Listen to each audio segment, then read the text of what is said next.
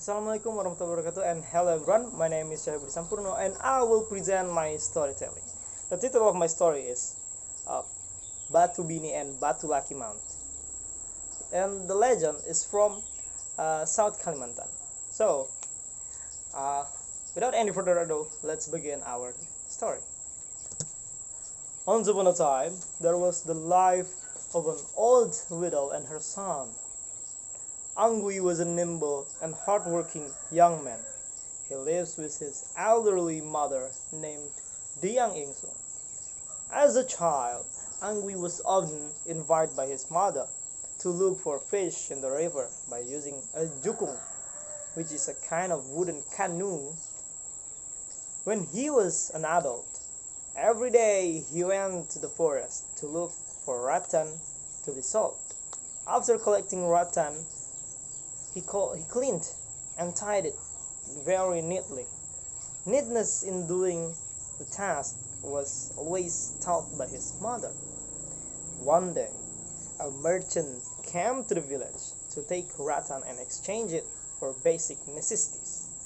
Angui also took part in handing over the forest product he got in exchange for rice, brown sugar, and so on. The merchant was impressed to see Angui's diligence in cleaning and tying his rattan. He then called the young man. "What's your name?" asked the merchant. "Angui, sir," replied the young man. "I see you are very neat and nimble. The rattan sticks you sell are quite old and dry. I need people like you. Do you want to come? Do you want to come selling with me?" invited the merchant. Angui was both surprised and excited. "Thank you, sir. Of course I want, but let me ask permission from my mother." "Go. Tomorrow I will wait for you here," said the merchant. Angui went home from feeling happy. He told what happened to his mother. "Mom, can I go sailing so that our life will be better?" asked Angui. Even though it was hard, Diang Insung didn't want to hold back his son's desire to seek a better life. "Mom lets you go, son. However, after making it home, I must miss you very much," her mother answered sadly. Angui hugged his mother, both happy and sad because he had to leave her alone. The next morning, Angui said goodbye to his mother to go sailing. "Take good care of yourself, mother. I entrust my rooster, mom. He's been my best friend since I was little. Let this chicken be a reminder of mother to me. Wish me luck, mom," said Angui. Diang Insung held back his tear. "Of course, son. Mother will take care of him."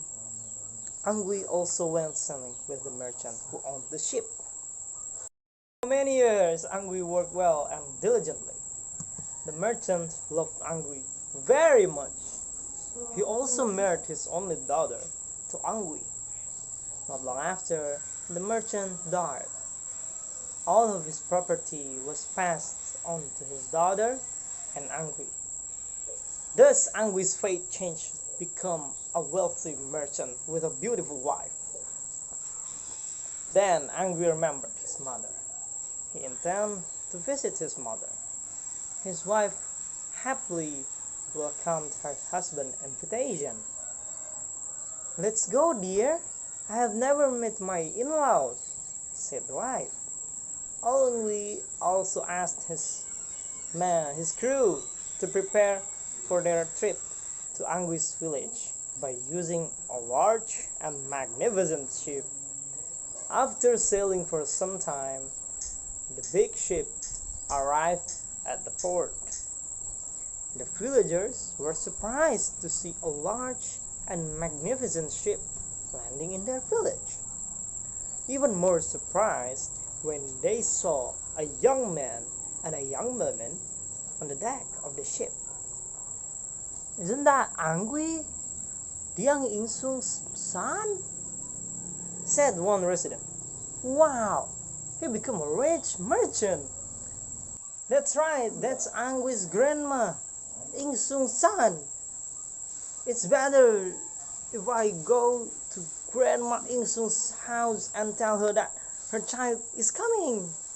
Several people ran to Diang Insung's house. Grandma, hurry to the beach. Angui, your son is coming. He's already a rich merchant. Diang Insung, who is old and sick, has a hard time leaving the house. What did you say?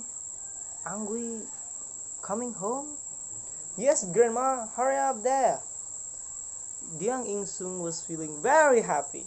Angui, the child he longed for, has come home. He will use the jukung. He is sure that Angui will immediately recognize their old jukung. I will bring Angui's rooster too. He must be happy because his rooster lives a long life. Diang Insung began rowing the jukung with difficulty. The Angui rooster is placed at the end of the jukung.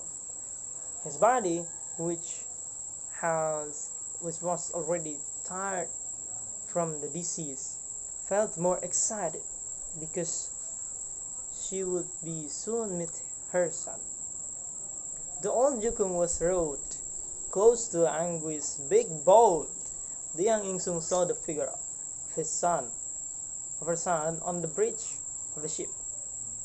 What a tampon of her son is now. Diang Insung was feeling very happy. Angui, my son, you are coming, son, shouted Diang Insung with difficulty. His hoarse voice was almost lost by the sea breeze. Angui was surprised to see a shabby old woman with an old jukung approaching his ship. He knew it was his mother, but seeing the condition of his mother, who was shabby and with dull clothes, he was ashamed to admit it. Who is that? Who is that mother who called you, my dear? Asked Angui's wife.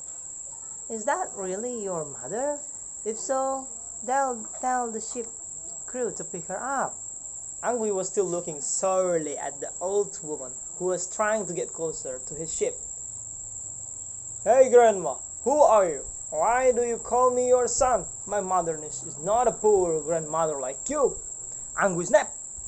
Diang Insung was surprised. Son, this is really your mother. Look, son, this is the jukung that we always use to find fish, and this is the rooster that you left to mother. You liar! There was no way a chicken could live that long. Quickly, get out of here! Brother. My dear, if it's your mother, admit it. I accept it as it is, said his wife again. I told you, she is not my mother. Angui ordered the ship crew to expel his mother. Angui also ordered to leave the place. The big ship was slowly moving away from the coast. How broken was Diang Insung's heart. The child she longed for again didn't recognize her as a mother. Tears welled up in her eyes. With tears she prayed, Lord, my child no longer recognizes me as his mother. Woe to him. Let him become a rock with all his possessions and wealth. Suddenly, the sky overcast. It rained heavily, accompanied with thunderstorms, and lightning flashed. The angry ship was hit by storm and lightning many times. Boom! The big ship split into two parts. One part containing his wife and the mates, the other part containing Angui and the crew. The two halves that were split were slowly sinking. Mother! Sorry, mother! I'm indeed your son! Please help me, mother! Anguish's cry for help was heard. The young Ingsung didn't budge when he heard his son scream. He kept rowing his boat to the mainland. The land of the villagers was inundated with water gradually receded. When the water receded, two petrified halves of the ship appeared. One part of the ship containing Anguish's wife and the mates was later named Mount Batu Bini. Meanwhile, the other part, which contains Angui and his crew, is called Mount Batu Laki. On Mount Batu Laki, there is a big, tall tree. It is said that the tree came from ship mast that sticks out after it sank. The locations of Mount Batu Bini and Mount Batu Laki are to the west of the Meratus Mountains. The moral message from South Kalimantan legends that we can get is that we must respect and love our parents.